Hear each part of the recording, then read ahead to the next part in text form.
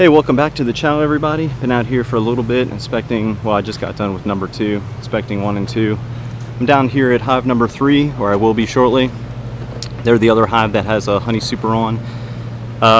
Running about a month behind this year. So last year I pulled supers about mid-June and they were capped and ready to go. But as I've said before, and I'll say again, this year's been about 3 to 4 weeks behind schedule, mainly due to the early spring and then a cold snap, and in my opinion, more so because of all the rain we've received. Between May and June, we've received over 70 inches. Here it is July 11th, and I think we've only received 2 inches, so that's slowing down. So, also something I've said before, the combination of less rain and more heat, and when I say more heat, it has been hot. Our afternoon temperature, according to the weather station in the backyard, it has been 100 degrees yesterday, and it has felt like 116. So, less rain, more heat should result in the bees being able to really cure and cap the stored nectar in the honey supers. So we'll see how that goes. Other than that, hive number 3's been doing fine. They've remained queen right after some early swarming, probably around March, April, which did set them back a little bit as well. So for this week's inspection, I'm just going to get into the super, take a quick look, see how they're curing the honey, and kind of make a determination. So if it's anything like hive number 1, which I kind of suspect it will be, they probably need another week or so to get the water content, sorry, messing with the camera, to get the water content lower, mainly meaning to cure the honey or nectar. And then I'll get into the brood chamber and see how they're doing. Yeah, I've been out here for maybe close to an hour, approaching an hour, and I am soaking wet. It is hot. So if you think about getting into beekeeping and it looks fun on video and everything, and believe me, it is. It's fun, it's satisfying, but depending on where you have your hives, I don't have a whole bunch of shade here. So you definitely get the full effect of full sun. So that, see, that side's looking okay. It's coming along. This side, ton of nectar, just not capped that well. The frame next to it, which is closer to the center, looks a little better, at least, well, thought it did. It really doesn't. And then we have this one. What is this? 1, 2, 3, 4? Yeah, that's nice. That side looks nice. I mean, that side's pretty nice too. And the one next to it's okay. So, yeah, what I was saying, basically, I wasn't really surprised to see that. It just looks like they need another week or so. Let's do something that I usually don't do, and that's take a look at the very outside frames. Oh yeah, there's nothing in that. That's very light. Okay. Well, that's that for the honey super. Let's get into the brood chamber.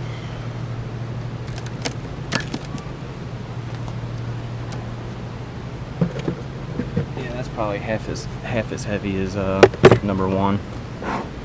Let's get into the brood chamber, see how they're doing. Like usual, I always check for queen cells, swarm cells, stuff like that. And you always want to look for the queen on the bottom side of the queen excluder. Yeah, just always checking for queen cells. It's just kind of, I guess, a habit I've created. And the tricky thing is, if you do find one, and I have in the past, when you have a honey super on, it gets a little complicated with trying to make a split. So you can remove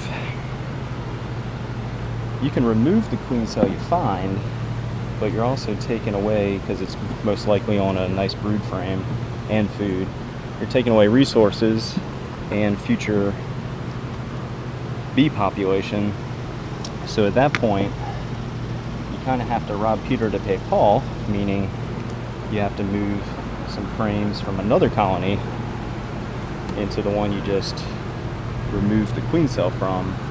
I mean, that's my thing. That's how I do it, at least if you have a honey super on, just to replenish that population. So frame 3, nice patch of brood. So it seems like the single brood chambers do force the queens to be more efficient with their space. I can see pupated larvae down in some of those cells.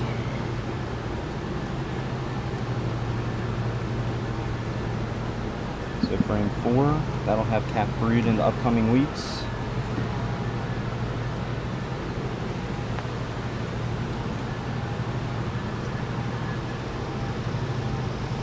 I don't know if the camera's really, I'll have to adjust that in a second. I don't know if the camera's, the angle's right or not, or you're just staring at me talking and not really seeing what I'm looking at. Let's take a look at this queen cell, or queen cup.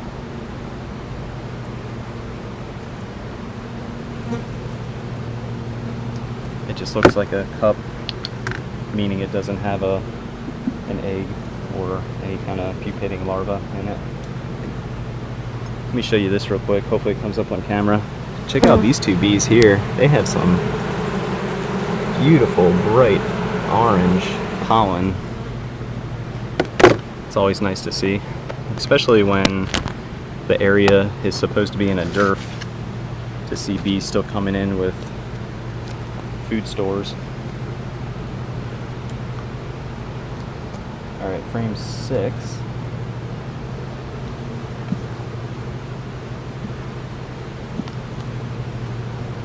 Yeah, that's a nice brood frame. Same on that side. And while I'm thinking about it, let me get my queen clip real quick.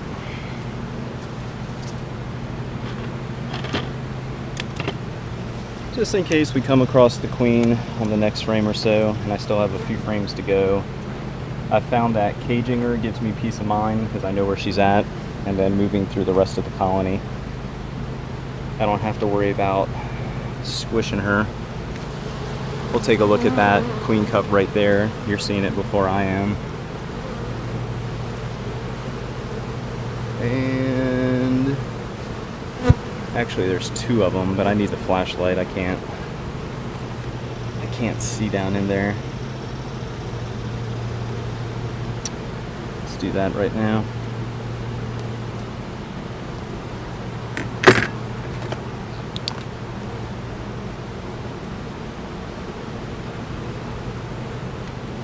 Nah, they're dry, but just something to keep an eye on, future inspections.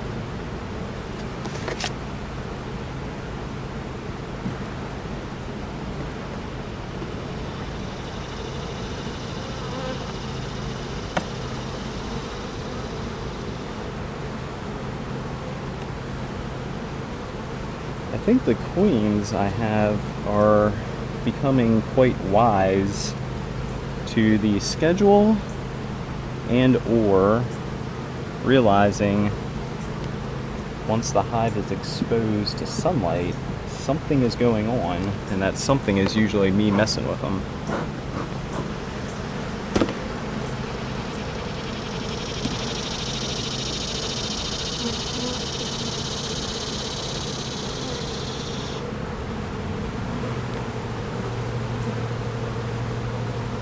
Quite a few bees hatching. So if you see brood that looks like that, don't think it's spotty or whatever. It could just be they've hatched out recently. And let's take a look at that as well.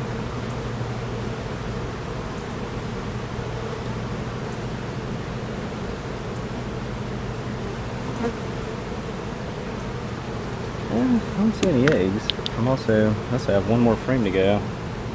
I haven't found the queen yet either.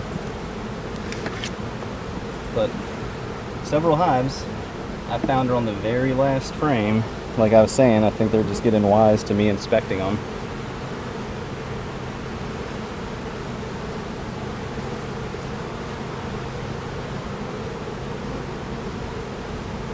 Huh. Well, it's kind of strange not to find her, because they're all marked, so she should stand out very, very easily.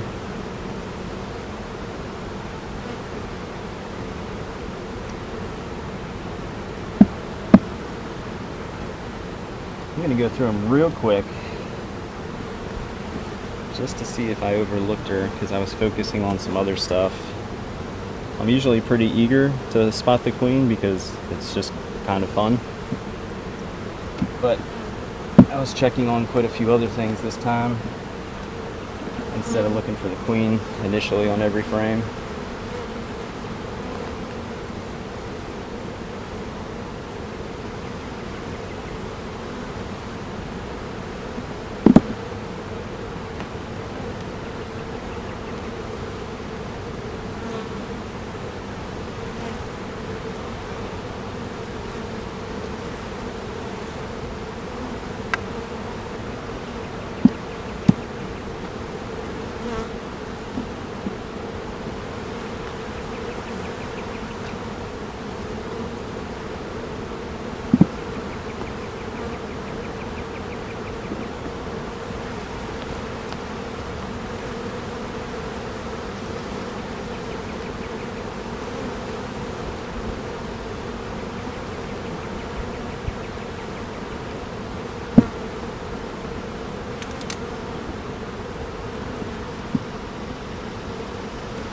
If I had to guess, I'm gonna guess she's probably on one of these last few frames, given the amount of bees clustering on the top bars, which that is also kind of a neat trick when you open up a hive. If you look at the top bars to see where most of the bees are at, you could probably pull one of those frames and find the queen very, very quickly.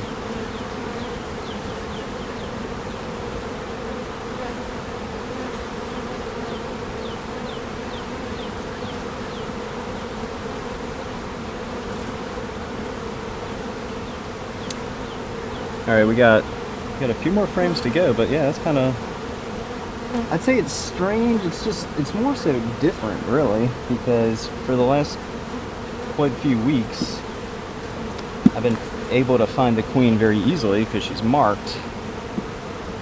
But I guess that doesn't really guarantee that you'll find her every single time. Kind of, you know, case in point for this week's inspection. But I did find eggs, so she's here somewhere. Okay. Challenge accepted for next week. And get this frame back in. There's quite a few bees on the side of the hive. I don't have my bee brush with me, but I do have another frame over here I can use to scoop them.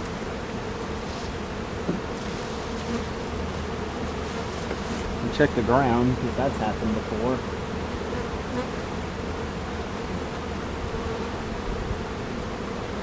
Alright, I don't see her, but let's get these bees back in the hive.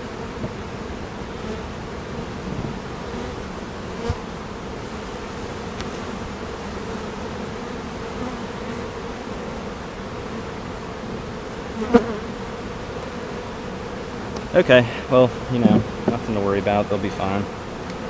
Smoke them down a little, get them boxed up.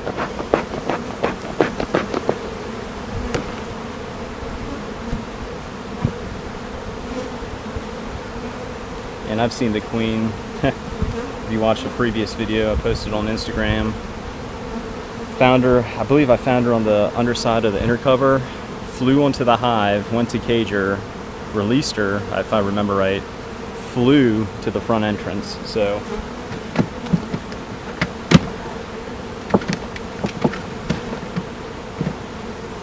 point being, they'll figure it out.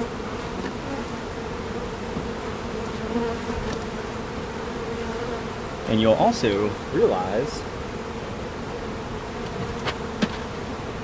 in a follow-on inspection if you accidentally put the queen above the queen excluder, because you'll find eggs or even capped brood if you go that long in between inspections in your honey super. So that's also fun. All right, that does it for hive number 3. Did not find the queen, which is still kind of weird to me, knowing she's marked and very easy to find. They didn't have any signs of swarming last week, so I doubt they swarmed. I just didn't find her. Did find eggs, so they are queen right, and the honey super needs probably another week or so. So that does it for number 3. Thanks for watching. Tune in next week for another routine inspection of hive number 3. And that is, when I say a typical front entrance, front porch post inspection, that is what I'm talking about. There is usually a mess of bees gathered on the front entrance trying to get away from me and everything. Let's take a look at what's going on here. If I can get down there.